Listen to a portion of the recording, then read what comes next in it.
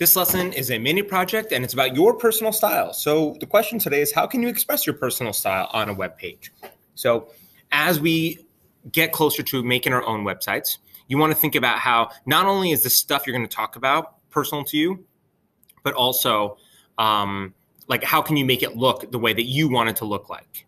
So if you go to the very beginning of it, it gives you all these different possible things that you can do working on the CSS behind the scenes, some properties. So I'm just going to click on the first one that we can work on, but all of them are valuable to you. You might find this one a little trickier than ones in the past. So here's what it says. Here's an opportunity to be creative and customize the heading. So keep in mind, heading.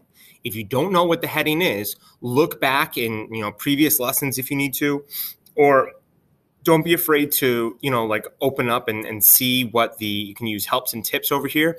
And it can tell you what different things are, different types of tags that you can use. So this is the heading. If you remember, we're going to add a rule set for the heading. We get to customize what it's going to be though. So the heading is H1. So how do I change the H1? Because right now it has its own rules of what H1 looks like. It's the largest of all of them, but it's black and it's a bold font like this. So if you look over here, in between the head over here, there's a style sheet. If we click on this style sheet over here, we can add information here that we want to. So right there, it's just very simple. It has the body and it has the background of the page is going to be white.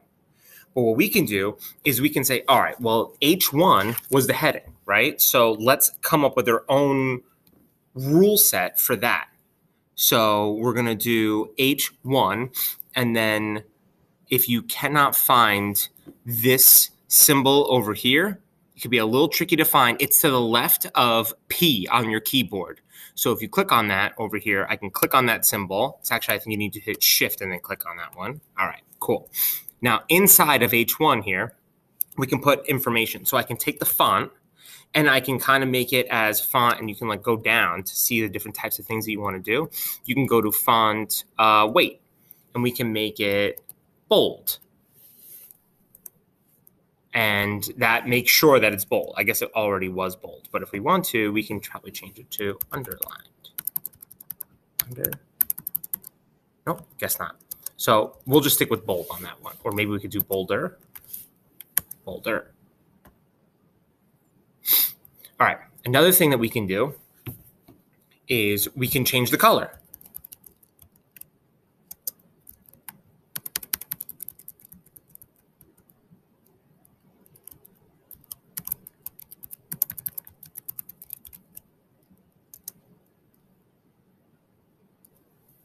Oh, so sorry. You have to tell it that it's over. So you have to put in that little symbol over there, and then you're ready to start on it again. There we go. Now it's working.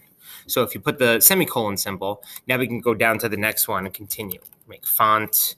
Let's make the font size a little bit bigger. Why not make it something closer to 50?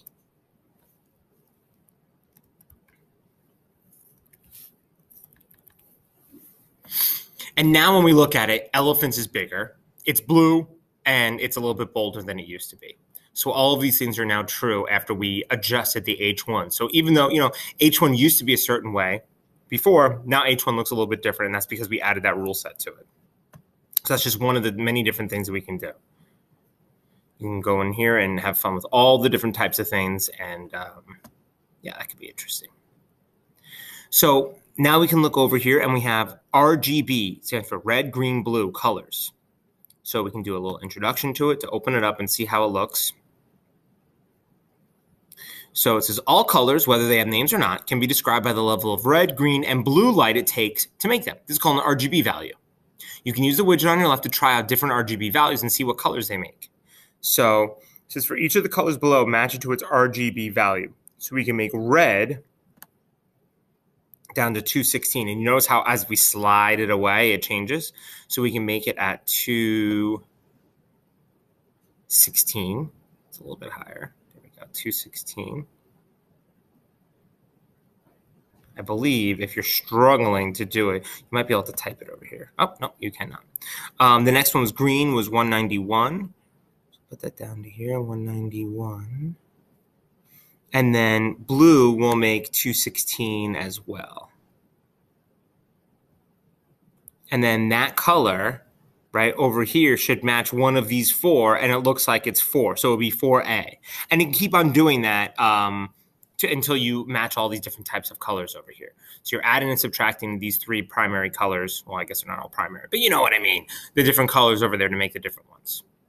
So that's cool. So we can hit out finish when we're done with that. There's RGB colors. You can add the colors to a website. So you can use values to get the exact color that you want. And you could see that right over here, right? They have the style. It has green 0, green 1, green 2. And then over here, you can kind of see what they actually are, right? So red 1 is actually those numbers over here. They have custom numbers. Now I can go in and I can change those numbers, of course, if I want to. So I can make this instead 15, and that changes the color of the red that I had, right? So over here, I can make it 180, and it's no longer, like if I just get rid of it, right, it changes it entirely of what it's going to be. So that's how you can just double check that you get the exact type of color that you want.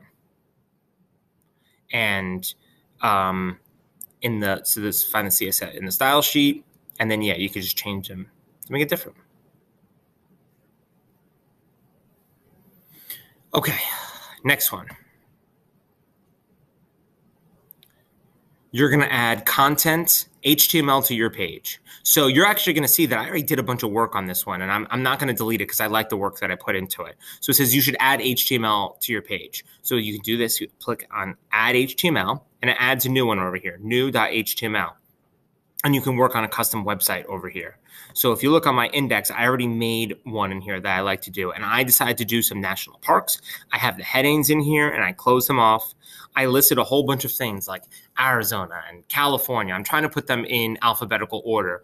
And then it really is a list of all the different national parks that I've been to. And then I inserted a picture that will go in there. You can click on Add Image to do that. So I'm not going to do that again, but you can see all of the different things. I still have plenty of work to do on it. Next thing that you would do is you would add the style. So first we have the basic information, and now we would change up the style of it. So if I wanted to, I can go over to the style part, and when it has the font family over here, I can change that if I just don't like the way that it looks. I can add new things. Remember that one I was telling you about before, where if you did H1, and then every single time that I had that, I can click on this part, and I can do something like font color. I think I can just do color. And then I can make sure it looks a little bit different if I'm not crazy about the, pre-made one that it has. So maybe I want to just go dark slate gray. And then every single time I have that H1, it looks a little bit different than it had before. I also changed the background color so it's light blue instead of the regular white color that was there. So those are just some little tricks that you can do on there to make yours personalized.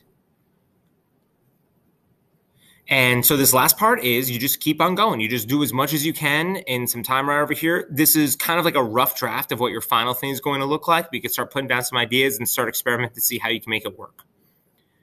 So you can see that these are the list of all the parks that I've been to. I wrote that out first, and then I would just find the images that I took from each of these parks, my favorite image for each of them, and I would put it in here. I would add image like that, and then I can search for it. I can upload it from my computer and make sure that each one of these individual things are there. Then the next thing is once they're on here, I would find it in here in the index.html, and then I would get the image source, I would get the name for it, and I'll put it right in there. And that's it.